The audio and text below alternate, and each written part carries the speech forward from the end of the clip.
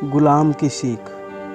दास प्रथा के दिनों में एक मालिक के पास अनेकों गुलाम हुआ करते थे। उन्हीं में से एक गुलाम था लुकमान। लुकमान था तो सिर्फ एक गुलाम, लेकिन वह बड़ा ही चतुर और बुद्धिमान था। उसकी खातिर दूर दराज के इलाकों में फैलने लगी। एक दिन इस बात की खबर उसके मालिक को लगी। मालिक ने लुकमान को बुलाया और कहा, सुनते हैं कि तुम बहुत ही बुद्धिमान हो।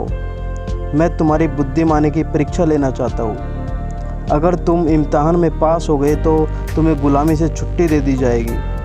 अच्छा, जाओ एक मरे हुए बकरे को काटो और उसका जो हिस्सा बढ़िया हो उसे मेरे पास लाओ। लुकमान ने आदेश का पालन किया और मरे हुए बकरे की जीभ लाकर मालिक के सामने रख दी। कान पूछने पर जीभ ही क्यों लाया? लुकमान ने कहा, अगर शरीर में जीभ अच्छी होती तो सब कुछ अच्छा ही होता। मालिक ने आदेश देते हुए कहा, अच्छा, इसे उठा ले जाओ और अब बकरे का जो हिस्सा लाओ वो बुरा हो। लुकमान बाहर गया, लेकिन थोड़ी ही देर में उसने उसी जीभ को लाकर मालिक के सामने फिर रख दी। फिर से कान पूछने पर लुकमान ने कहा, अगर शरीर में जीभ अच्छी नहीं तो सब कुछ बुरा ही बुरा है।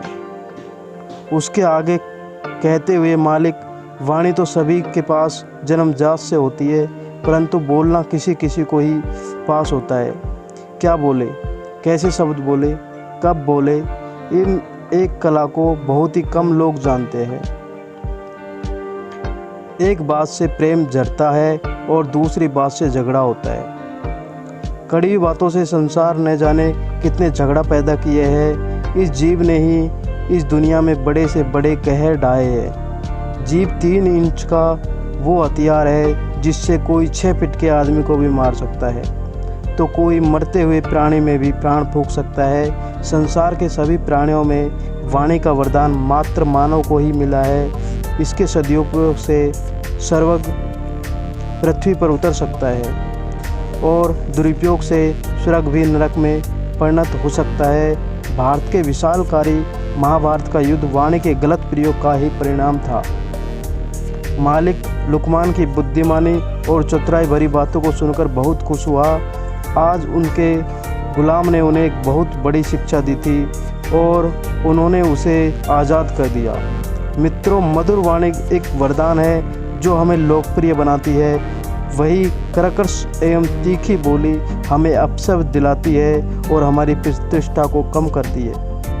आपकी वाणी कैसी है?